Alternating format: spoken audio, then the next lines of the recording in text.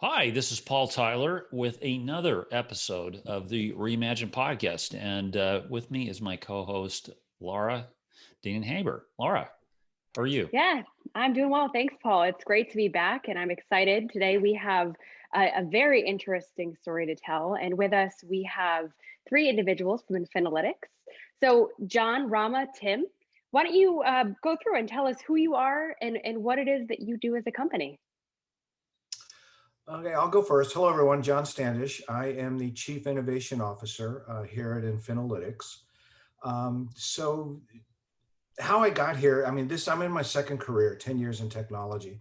My previous career was law enforcement in California, 32 years, 26 investigating white collar crime, specifically insurance fraud, and then all the other types of crimes that go with that. So, when I joined the Infinilytics team, when I retired, I brought some domain experience, rich domain experience of one, investigating insurance fraud crimes and schemes and complex white collar crimes and whatnot, networks, groups, things like that, but also legislative and the regulatory aspect as well, governing the business of insurance, specifically towards identifying fraud. So what we've done here at Infinilytics is we've taken like kind of a multidisciplinary approach. And what I mean by that is, when I was on the California Highway Patrol investigating catastrophic incidents, is the CHP used a multidisciplinary approach of having officers and mechanics and Caltrans highway engineers, each with different types of specialties to look at an incident and reconstruct it in three dimensions. So following that methodology, that's what we've done here at Infinilytics, where we brought together data scientists, technical architects and engineers, and deep domain experience. And working as a team, we have crafted a unique and very exciting product for the insurance and underwriting process. It's called Charlie.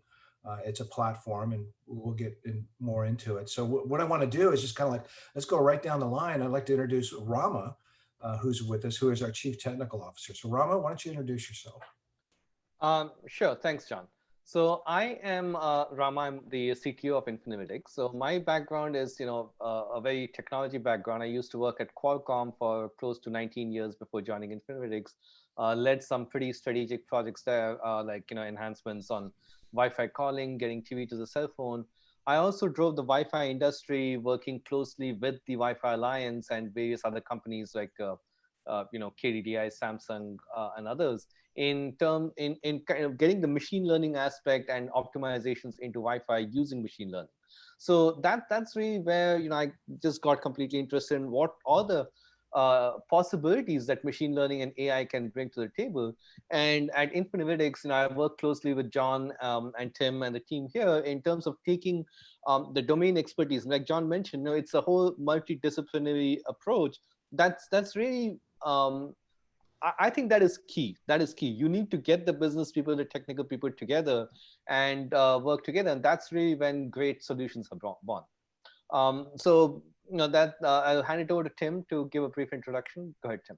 Oh, hi, everyone. I'm Tim Evans. I was a subject matter expert consultant from California Casualty before in my former life as SIU director and assistant vice president.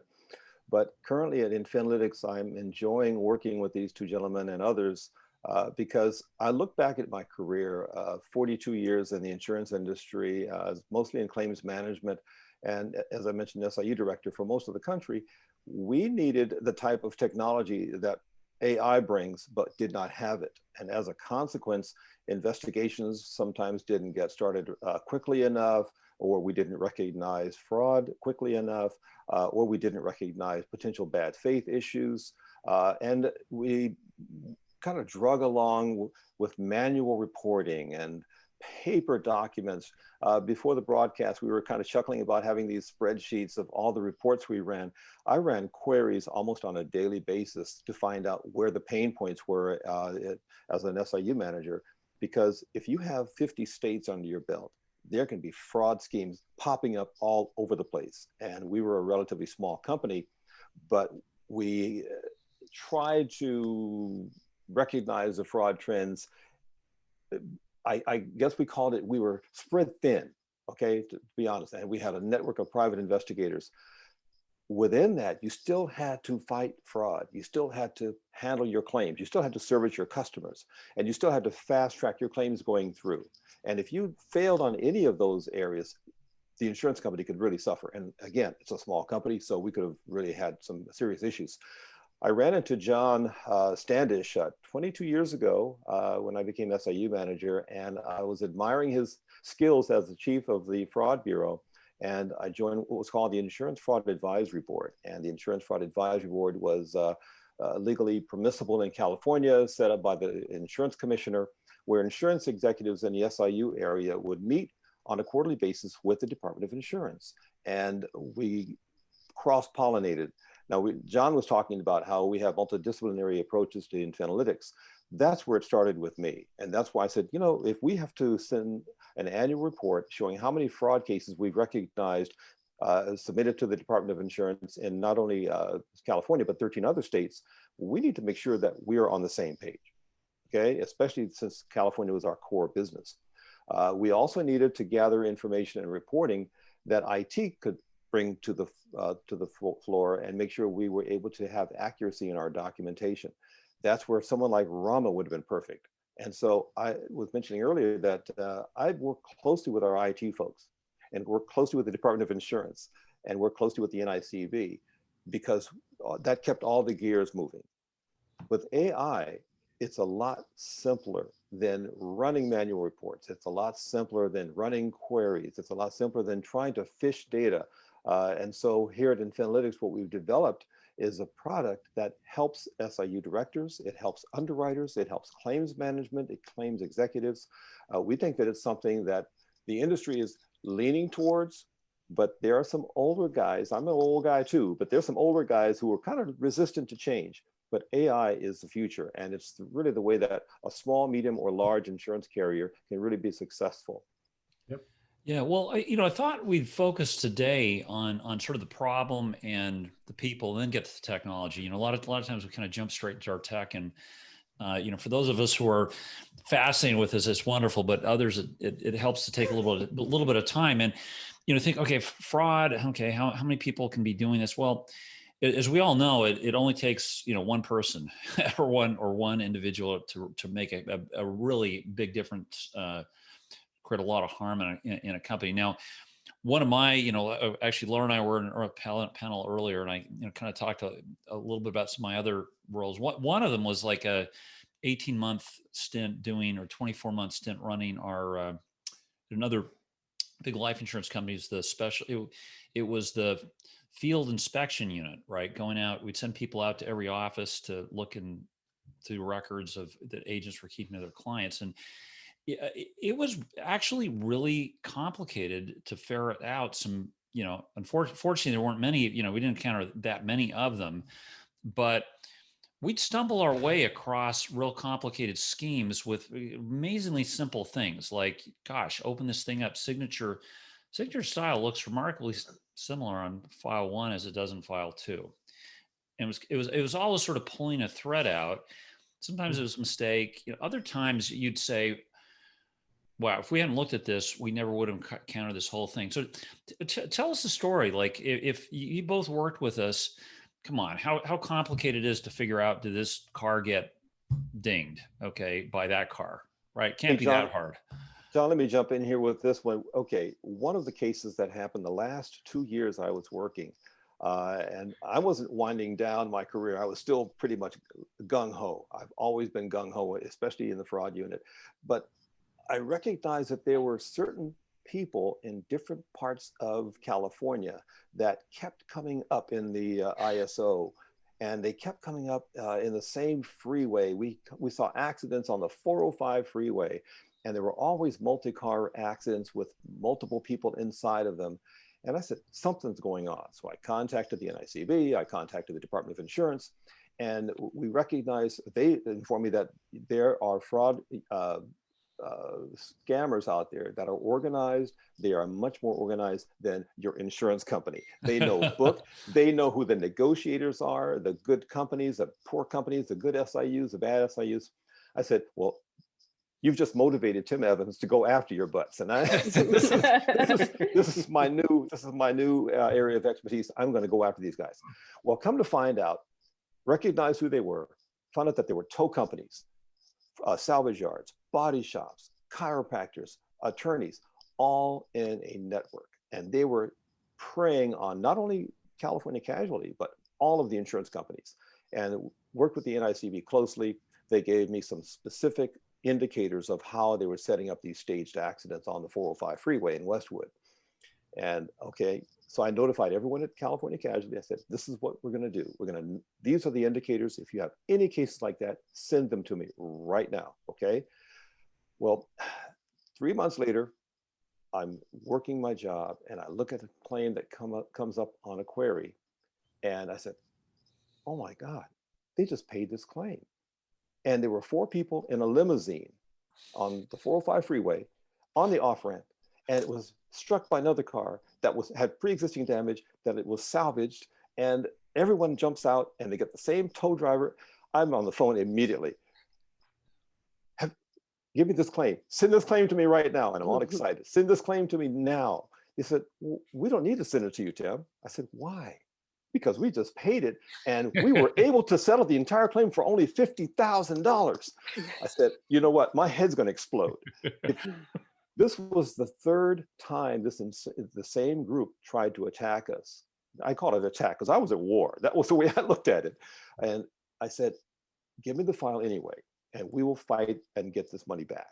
But the point I'm making in that long story is that you have to be aware of who is after you, who is going to take advantage of you, who is going to have a staged accident, small, medium, or large, it doesn't matter. You just have to recognize your opponent. There are some carriers, and so in the health insurance industry, I attended a seminar and they said that the healthcare industry, they have a pain point. Their threshold for fraud before they get their SIU involved, before they really start looking carefully into the fraud. They said, can you tell me how much is that dollar figure that is when they start investigating? And everyone raised their hand, oh, $1,000, $10,000, $50,000. They said, absolutely not. $100,000 was the threshold before they started investigating for fraud. We would have been out of business if that was the threshold. So I use that as an example because it's grotesque. If you're going to pay claims and indemnify folks, handle claims properly, recognize, use the technology, recognize where the fraud is, and then back yourself up with the technology and have great contacts like John Standish at the Department of Insurance. Well, and use the technology that Rama's developed to find out where it is. Yeah, so just to pull a little more, so like, okay, Tim, that was a great sort of picture of kind of, pull a thread and see what really emerges out there. A lot of time involved. Now, I know the calculus on this thing. So wait a second, $100,000 means if we're going to investigate this, John, what does a typical investigation look like? I mean, the time, the effort, the money. I mean, it must be astonishing to put a threshold like that on a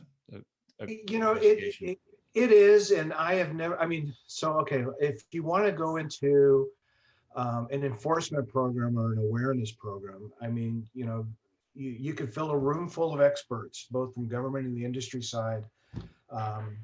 And probably have a really spirited conversation about when to start an investigation, whether or not to pay that claim or whatever. So let me put some context to it. Coming from the law enforcement side of investigating fraud, we learned really quickly, okay, insurance is a business. They have their mindset or their decision flow is a lot different. And they have contractual obligations, and it comes down to money. Okay, so this claim is worth $20,000. We know that they're faking the injuries, but are we going to spend $90,000 to defend it in court? No, it becomes a business decision, right? And they report it. On the same side, where if we, coming from government, put together a long-term project and do an investigation into an organized ring, expenses are tracked, and you need to show an ROI. And I will always remember this because I used to get into these conversations with legislative committee meetings. Like what is the ROI of an anti-fraud program? And it really comes down to this: What is the ROI if you don't have an anti-fraud program, right? It's just like a municipal police department. Black and whites cruise through the city.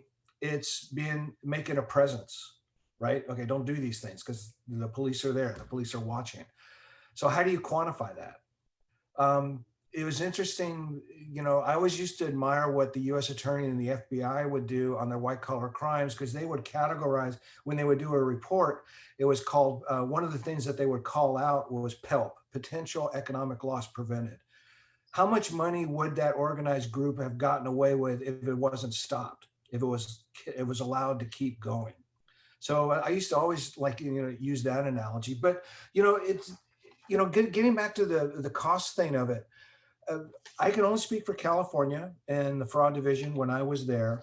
And we would encourage all insurance companies to report, even if they didn't pay anything, or even if it was paid, because too many times, it was that one lone claim that the insurance company really didn't care about. Oh, we have to report it because of what's mandated. We don't want to get caught in an audit. But that one claim brought down a ring because some connections were made that, this one insurance company doesn't know anything about, other people, other claims, other what's going on. And it was very, very critical. And so when you talk about AI now, I mean, I'll go back to my very first big case where ICPI, I know I'm dating myself, walked into an office with 3 file boxes, dropped them on my desk and said, there's a fraud, and the common denominator was an address on Bancroft Street in Oakland, California. I'm like, okay. Well, it took me the better part of 2 weeks to read these claim files, because one, I'm trying to understand what I'm reading and what does all this stuff mean, and picking the common denominators. And then we start the investigation using traditional investigatory methods and the databases that are involved. I mean, I'm fingerprinting checks and notices of losses, all types of things, trying to identify these people and it took time. When I think of that case, compared to the technology that exists today that an insurance executive could bring in, instead of waiting for 2 years to bring closure and bring in 14 people to court and hold them accountable and make them settle up, this could have been stopped within a day by looking at all the connections. Now you would have, so when I look at it now, it's like, I wish I was younger and I was investigating cases and be able to use this type of technology, because you would be able to do more. And so the savings comes to the company, it comes to the consumers, and it's better for our society. Now, well, just on that last point, if I double click on the cost here, if we had zero fraud in, I mean, how much, I have to think, you probably know this number. I don't know how many claims are paid out on just auto insurance in the US, but what percentage do people say is related to fraud? Or the number varies. And well, first off, here's some context. We will never know, because there isn't one entity that has total access to all the claims repositories to do its own analysis. Doesn't exist. So, everybody's going to have to go to what they have access to in their world of control. In California, the legislature has recognized that for every dollar paid out on an automobile claim, 25% of that is fraud. Now, there's different categories of fraud. Yeah. So, there's what we call a claim of opportunity, where someone enhances the damage, to get a better rebuilt car, or they fudge on their theft claim that, of the items stolen out of their car. There's that. And fraud is fraud. There's no such, people use these things as soft fraud and hard fraud. That's one of my pet peeves, because if you look, I don't care what state you're in or in the federal code, there is no definition of a hard fraud and a soft fraud. It's fraud, right? It's a misrepresentation. You got something you're not entitled to because of that lie you told, and that affected the claims process. So 25 cents out of every dollar paid on an auto claim. When you sit down with representatives from the industry across the nation, I think a consensus is that 10% minimum is going towards fraud. Okay, 10% is a heck of a lot of money, right? And when you read the end of sales or the annual report of an insurance company, I would love for someone to show me a report where someone has a line item, money lost to fraud. No, Haven't found that yet. not going to do it. No, because a publicly traded company, the stockholders are going to raise their hand and say, "What are you doing?" Right? So these costs are passed on. And I used to get on this kick. When it was a kick, I would get on my soapbox and I would engage in these spirited conversations with insurance executives about the only reason I'm reporting fraud is because you're making me. And I go, yeah, that's right, because the money that flows out through the fraud angles just doesn't go into a person's pocket, and and they spend it. That's what we call the low-hanging fruit. They do stupid things and they get caught, right? It's the organized enterprises that are preying on the insurance company. They're in their claim systems, operating undetected, stealing millions and billions of dollars every year. And that money is being used for other nefarious means. So when someone says it's a victimless crime, it's not. It's not. And you want an example of victimless crime? Last week, you know how, I don't know if you've been watching the news down in Louisiana, they are having a heck of a problem with staged collisions right now involving commercial vehicles where they caught some people. And the one guy that was the key witness, someone burst into his room and shot him. And they don't know who did it. Really? So this is not, it is not a victimless crime. It's huge money. And the people that we need to be concerned about are the ones that are undetected by the insurance staff. They're in their systems. Multiple identities, different phone numbers, recruiting different people, hitting and moving. And it's connecting those points, through the use of the current technology. Okay, so now tech, AI, pattern technology, pattern recognition. What would be better than, what if we could take pattern recognition, take all of your collective knowledge, put it together in a box? What do we get? You get a PELP. Yeah, that's ringing a bell. So, well, what you get is the Infinilytics team and their AI platform, Charlie. Rama. So tell us about the platform. Rama, you're on. Sure. So what we have, like John and Tim have talked about, fraud definitely is a big problem. Finding these hidden patterns, finding these hidden entities, that's the biggest problem. And a lot of times what happens is the problem is hidden in the unstructured data. So, you have claim notes that the adjuster has jotted down. You have letters, like correspondences from attorneys, for example, or certain body shop invoices. If you go through and dig in and look at the details in those and pull them out and do the analysis, you find what you're looking for. You find those indicators. You find the fraud.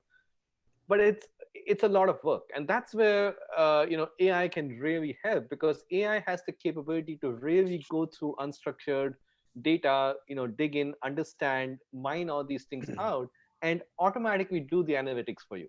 So, the old days, you put everything in a spreadsheet, look at that. AI can do that for you and get it to you within minutes, sometimes even in seconds. And so that's where, at Infinilytics, the approach we have taken is we have, working with John and Tim and the experts, what we have done is captured a rich ontology of insurance domain knowledge, and taken that and trained our AI models, pre-trained them based on various different fraud schemes and different things. And it goes beyond just fraud. Fraud is definitely a big aspect, but it goes beyond fraud. It's not just fraud. The same thing can be applied to risk management, for underwriting, portfolio management, other things as well. So getting those insights out is what we have done, taking that insurance domain expertise and translating it in the AI. And that's the key. When you build an AI system, the biggest part is how do we take the domain expertise and capture it in the most effective way? And once you have done that, how do we present the data and the knowledge and the insights in a way that becomes actionable? Right? Those are the key things with any kind of AI system that you look at. And that's where the effectiveness of the AI is. It's a tool. It's a tool like any other tool. It's not the end goal in itself. You don't buy an AI product just because, hey, I want to have an AI product. You're solving a business problem. That's what you're trying to do. And so the effectiveness comes in how well it aligns with the business process and how it can be plugged in and solve that problem. And so that's where, yes. Yeah. Well, no, so you're basically looking for patterns that exist that shouldn't exist. Is that? in a nutshell? Yeah, I mean, so well, yeah, exactly. So basically, what we are saying is we are finding patterns that are hidden in the data, right? Now, once those patterns surface, the claims manager or the underwriting manager can take those patterns and do different things with it. So, if you're a claims person or an SIU person, you can take that to identify fraud, to catch the appropriate entities and report them, or take appropriate action, maybe deny claims, whatever is appropriate at that point in time. But the biggest thing is those patterns come up to the surface. It's like churning the ocean. You got to churn the ocean to get the salt out of it. That's really what AI does, and it does it in a very effective way, because in the old days, it, like John and Tim mentioned, it might take weeks to get something done. Here we can get it done in less than a day. So Rama, how do you implement that? It sounds amazing. So you have this product that you built with all of this expertise, and then you get it within, and it's reading the data and it's pulling it out. But how do you implement that, and what are some things that come along with it? Because I would think that there's a little bit of a potential culture shock to some. Yeah, so in terms of implementation, the first thing is, you got to define those models, right? And then you have to train those models. So first thing is, we got together, we defined a whole set of rich ontologies. What are those fraud models? What are the indicators? How do we identify each of those indicators? What kind of phrases or sentences do people put in there? And also correlate that with other things, like along with the line of business, or the date and time of loss, or the seasonal aspects in some cases. How do we correlate all of those things together? So you got to build those models out first. Once those models are built, then it's pretty straightforward, because once the machine learning models are trained, they can just, you give them data, they'll go ahead and run on those data and automatically identify those indicators. It can go through a claim file and say, oh, I find there was a sudden stop here, there was a sudden lane change, and all of these factors are coming in together. It looks like there might be a swoop and squat or some kind of a fraud scheme with a certain level of confidence that the model can spit out. So, but the key part is training those models. Once it's trained, what we have done with Chavi Search is we have provided a simple dashboard where you can just search for something, and based on the search, you can, to do a semantic search, it can go through all these different ways of jotting down the same thing. Like, say, for example, if you say soft tissue injury, someone might write, I had a headache, or I had a neck pain, or I had a sprain.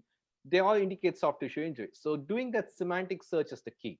Being able to capture that semantic knowledge base, and then correlate all those together and say, oh, by the way, these chiropractors or these attorneys, they seem to be coming together in more than 5 claims, and the cost escalates to so much when this pattern comes together.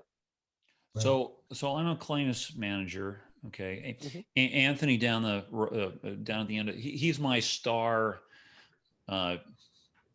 underwriter, works great with our SIU group. He's just got a nose for it. Mm-hmm. How much time do I have to send him off with you and your team to help train this model in our claim system? Is that how the training occurs? No, not at all. Because what we have done is, we have John and Tim and other experts in the team. And so we have already taken their, a brain dump, for lack of a better word, and put it into our AI. So our AI comes pre-trained with over 3,000 insights that we have already pre-trained the models on. And so, if a new customer comes and we can just plug in out of the box, we can directly give you models that work right away, and you can get those fraud aspects and other aspects, underwriting aspects as you need them. It will continue to learn, of course. The more data we get, the AI continues to learn, continues to improve. Obviously, that will happen over time. But we don't need him to sit with us and spend a good amount of time in putting that together to begin with. Okay, so real story. Like, this must have been 12 years ago. I mean, this is like kind of astonishing where we were at one of my other employers, underwriting life insurance. We bought the first of its kind automated underwriting platform. I won't say the name of the company, but you could probably figure it out if they listen to it. Underwrote cases faster and better than all our underwriters. Okay, so process comes to the desk, run this thing through this thing, or flag it and say, this is not right, I need to underwrite this thing myself. It was like every single case got underwritten. by hand Mhm. that people didn't accept. What's it like today putting this into an organization? I mean, is everybody saying, hey, look, oh, Rama, this is great. Have at it. I want this stuff. And I'm going to have all this extra time sitting around on my desk. What am I going to do with it? Laura, what am I going to do with my time? We are. So Okay. how does this change the culture of a company? Yeah, so there's definitely a certain culture change that does happen. But so one of the things to keep in mind is, a lot of people are afraid of AI because they think it's going to replace humans. But that's not true. AI is not something that replaces humans. It augments the human capabilities. It augments what you can do and how you can do your job better. So that's really what AI is. And it's and I mean, we have had positive feedback. Like all the people that we have shown the demos to, we worked with customers. Everyone's pretty happy with the capabilities, and they are pretty happy with the fact that it can give them the information. So the thing is, data is of no use until you convert them to insights and you're able to do something with it. Right? If you have a whole repository of data, you can present it in a way where it's much easier for you to do your job. And we have built it in a way where we also support APIs, so we can, and we have actually integrated with some claims core system vendors as well, so it can be plugged into the claims workflow as well.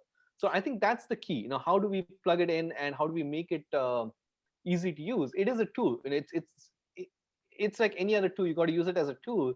It's not something that's replacing you. Tim, what do I need to do? I'm the claims manager. What do I have to do to get the company ready to take this thing in? I think the first thing is to make sure that everyone understands that, like Rama said, it's not necessarily designed to replace people, but it's designed to maximize the resources you currently have. Okay, I want an efficient and an effective claims operation. Well, that means I have to have underwriting on board to manage the risks. I need to have actuary on board to manage, the data that claims sends them and sales sends them. I need a sales force that's going to be motivated to get out and do the job. But I also want to make sure that the claims function isn't hampered by slow response times when you have a risk that needs to be handled quickly. Those are fast track claims, get them through. You've got no risk issues. You have your damages are established. They're good customers, pay their claims and offer the best customer service possible. However, there are anomalies that pop up that most claims people don't recognize. Okay, especially within their first 5 years of experience, they might not recognize fraud. They might not recognize bad faith. They might not recognize when they're being set up by some attorney. So I call Infinilytics products a cyber supervisor that can analytics over their shoulder, telling them, oh, by the way, this person looks like they might want to file a lawsuit because they're saying at the first notice of loss, they're angry, they're upset, they're agitated. The semantic search will dictate that is probably not going to end well for the insurance company. That claimant is probably going to get an attorney, stretch their claim out. Their damages might be exaggerated or stretched out if it's a soft tissue injury, like Rama said. So recognizing that early in the claims function is the type of efficiencies that Charlie brings. Secondly, if you have to report things as a claims manager, which we all do, gathering all those reports and running the data reports, as we mentioned previously, that's much more efficient and effective if you have Charlie on board. And that's where Rama has put his secret sauce in it. Yeah, just Tim's absolutely on point, and there's some other facets to consider. It's like, yeah, Charlie can identify the fraud, but Charlie does a lot of other things too early on in the claims stage to help not get it to that recognition of fraud. Like what I mean by that, Tim just mentioned it as a great cyber supervisor. We've built into the system what we call QC alerts or quality control alerts. So the first notice of loss comes in, you start processing the claim, people start doing their thing. They have the checklist of what to do, what information to gather. Sometimes things are missed. Charlie will say, hey, have you done this? Go and get this incident report. Is there an incident report? Things like that. It's a quality control alert. that Charlie will do. And then it will move into, okay, here are your patterns. So like what Tim just said, like the claims examiner new 5 years on the job may not recognize fraud. Charlie will help teach the staff how to recognize fraud because it's pulling out the patterns of the fraudulent claims. And then on the other side of it is Charlie will also help predict whether or not a claim is going to fall into litigation. I think right now we're tracking up to 3 weeks before an attorney even gets signed onto the case based on how people are communicating. And we're tracking at better than 80% accuracy in that. Very, very, very, very useful in the property casualty world, especially dealing with hurricane claims down in the southern part of the United States. So it needs to be the all-encompassing package, because I mean, to me, I mean, coming from law enforcement and government, identifying fraud and report it, that's great. But there's a lot of steps you can do beforehand to get an early jump on it. To prevent money going out that doesn't need to be, because you never get the money back, right? And that's gone. You know, you're never going to get it back.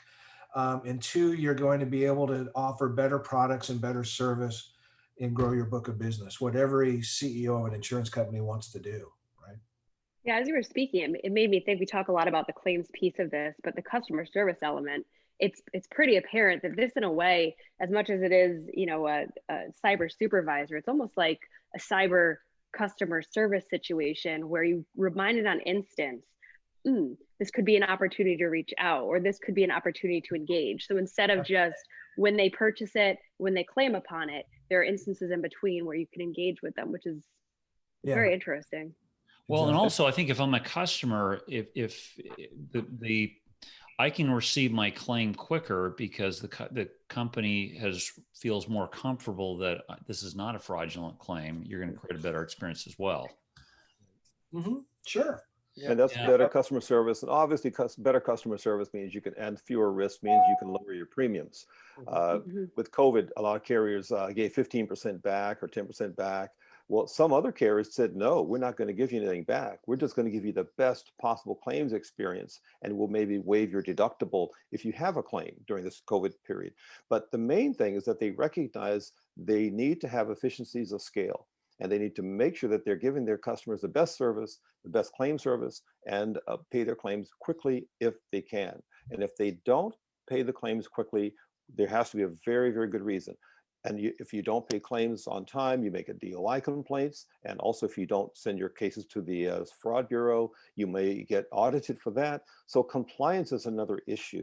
And Charlie helps with gathering all of the data to do your analytics reporting, your annual reporting, and you can see where exactly and why, and justify some of the reasons that you've made decisions to either pay claims, not pay claims, investigate them more thoroughly, prevent litigation, and or avert fraud if that's the case. So it's a combination. And one of the things that I really enjoyed was the collaboration between IT, claims, underwriting, sales, and service. Once you have the IT and the core of your business assisting with efficient technologies like Rama talked about, your company can move forward into the 21st century without any of the delays that a lot of carriers ran into and are still running into. They're still trying to adapt, but there's a little tentative nature when it comes to AI. And it's really making you a much more efficient and effective insurance carrier. Hey, listen, this is a great conversation. We're right at the top of the hour. Okay, where can people find you? First of all, Miss Sri, Miss Sri, making trips out to our incubator in Hartford. But it's been a pleasure to work with all of you over the last year or so.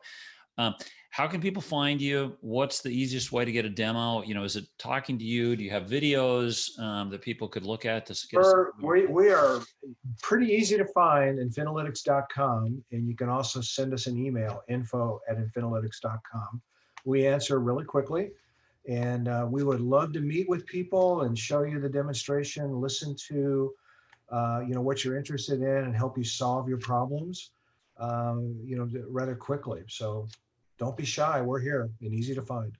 Yeah, and I also wanted to add, we do have a weekly webinar every Wednesday at 1 p.m. Pacific. And, we have, if you just send us an email at info@infinilytics.com, we can send you a link to the webinar. It's pretty straightforward. We can show you a demonstration of how Charlie works. We also have demo videos on our website if you want to go take a look at those. Excellent. Hey, Laura, what else? What else should we cover? I think we covered it for today, but since I asked it last time and it was so fun, if each of you could give one word to describe the work that Charlie does, what would it be? I'll go first. Boundless. Okay, I think it's efficiencies. Okay, I think it's smarter. Fabulous. Well, thank you very much, gentlemen, for joining us today. It was a pleasure, and we look forward to speaking with you soon. Hey, All right. thank you. Thank you. Hey, Bye. thanks for joining us, and tune in, subscribe, and join us next week for another episode of the Reimagine podcast. Thanks. Thank you, Bye, gentlemen. everyone. Thank you.